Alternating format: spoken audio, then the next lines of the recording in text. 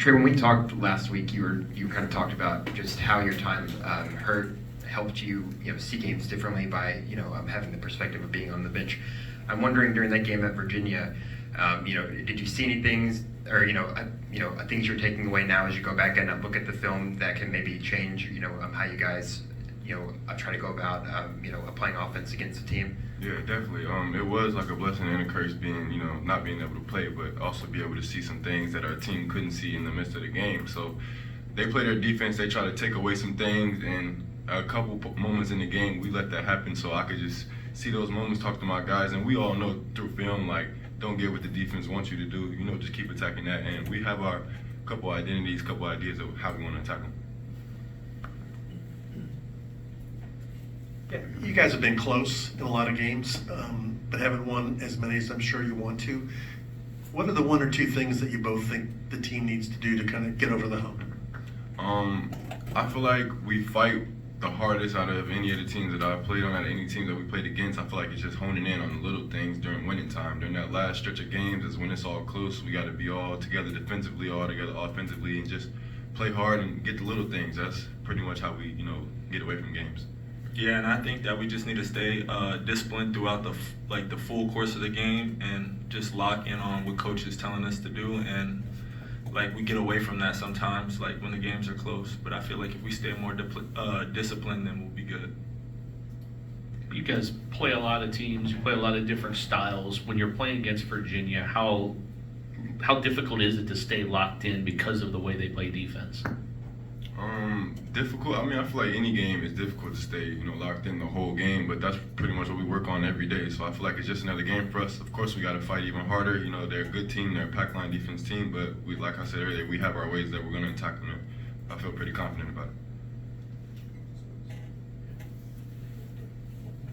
it. How much did that moment, you checking out of the game Tuesday and getting a loud cheer from the crowd after getting that steal and calling the timeout, just how much did that moment mean to you after the game Saturday at Wake Forest that didn't go too great for anybody involved? It means a lot because the fans are a big part of our everything. So whenever things are going our way and the fans are behind us, it helps us out a lot. And I think that next game, if the fans come out and support like they did last game and the way they were cheering for me, they should do that for everybody. And then I think it'll be a good game and we'll come out with a win.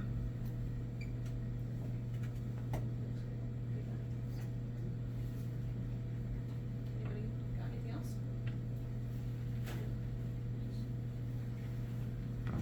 What about in terms of stopping Virginia defensively? They're a team that runs longer possessions. I think they try and move the ball and break you down. What's the keys to holding up defensively against them? I think the keys to stopping them is just being disciplined throughout the whole shot clock, and you got to stay locked in.